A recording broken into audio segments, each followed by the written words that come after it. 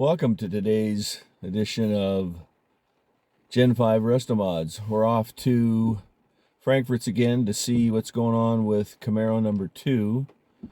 That's the real deal steel body on top of the Roadster Shop chassis. This will be using the L83 with the 8L90. And as far as I know, the body is painted. I'm not sure about the rest of the parts, and they may be working on the stripes. So let's see what they got.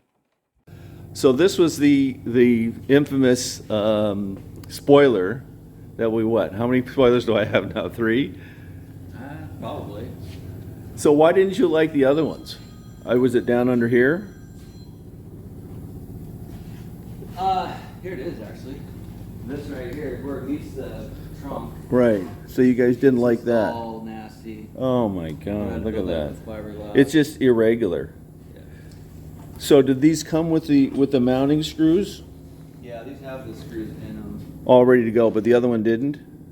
Bolts are in the trunk. Yeah, because these are these special two-way bolts that thread in, and then it's like a wood screw, isn't it? Yeah. And then has a. I think these ones are like permanently in there. Oh, they're already in there. And the other ones they screw in. So when you look down, this thing is just wonky as hell. Yeah, so we're gonna put this on instead. You take one off a modern car. But that one fits a little better. And Yeah. knock those nubs off. Knock the nubs out, right? Looks a lot cleaner. Oh yeah, yeah. Well, I thought he was talking about the ones in the back here. Yeah, we did both sides. Okay, yeah, because there's a little, because on the other one, yeah. Yeah, I think it looks looks, like yeah. it's floating Yeah, on it. definitely custom now, full custom. So this is the famous Porsche 956 Silver. Wow. I thought it's ironic that they would call it, probably the guy that named the color didn't even realize that Porsche had a 956. I like it. It covers good. It's sprayed Yeah. out nice. Yeah, yeah. Dennis, check out this finish. Well, I can see the shine. I mean, it's almost doesn't need to be color sanded, but of course we have to do Oh that. yeah. Well, there's a little bit of dirt in it, but Yeah. we still got some more clear to go. Okay, so you did spray the sides here. So in '67, the upper, in the back, and then on the doors, it's not covered with upholstery. So you got to spray the inside for the body color, and then we sprayed the dash too. I was able to find a dash insert that they sell, one that's plain now that has no ashtray and no radio, and it's just straight flat. So that way I can just put the vintage air control on it. It'll be real clean.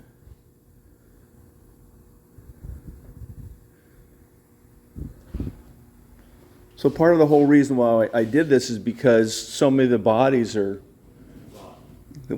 there. Well, we had a lot of we've got what, over 250 hours in this thing already? Chris was saying more than that. Yeah, I think he said 300. It just seems, an inordinate amount of time for a body that's supposed to be in good shape.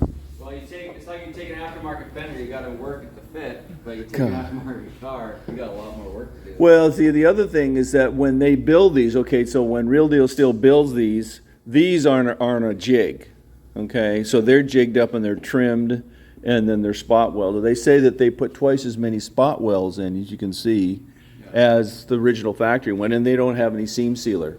The problem is at the front end, which is a clip, you just get it's just regular parts. Yeah. So I think so far I've purchased 7 fenders. For this? No, I mean total between the 3 cars. Yeah, I know the quality of the build is good, but still needs a little work. Well, yeah, they all need a little work. Which motor are you putting in this one?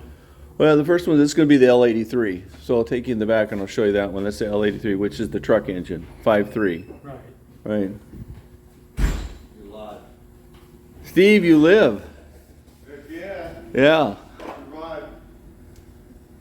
The rest of the parts. Look at these fenders, man. We've got some time in those fenders. Oh, yeah. Yep. So did you add on those edges? Did you like put silicon bronze, weld that stuff up? Yeah, there's that weld bronze stuff on there. Yeah. Edges. All Boy, you can't see that at all. It's like going to the Camaro factory. It kind of feels that way. It's like this is the first one of many, right? Well, the interesting thing about on the other one, on the 68, because it produces so much heat, this is actually supposed to be a fresh air induction. Yeah. But instead it becomes just the opposite. It's a hot air extraction. So because the supercharged engine puts out so much heat, it just naturally goes out this way. So I'm concerned about not using the Cal induction hood. The other hood for the we call it the Texas car is just a standard hood. It's a super sport hood.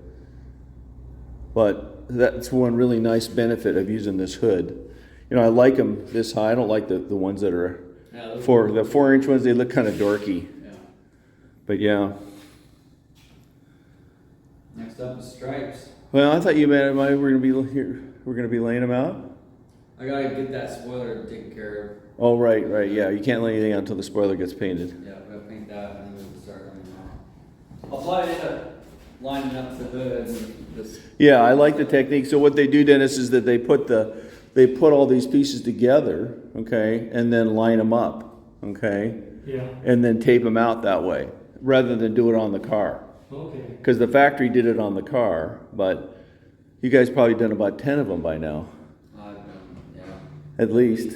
I know you did 3 or 4 before I came along. You're gonna Some nose stripes and then be, yeah. lots of different stripes. Yeah, a lot of people have commented that they like the silver. I actually like it too. I might do my truck like this. Well, it's just, I don't know, we looked at the color chart in the manual, and you've got one European one and one American one, and the reason why I painted this, my chiropractor's a big Porsche guy. He says, you got to paint it Porsche silver. I said, okay, all right. And so we looked at a bunch of pictures, and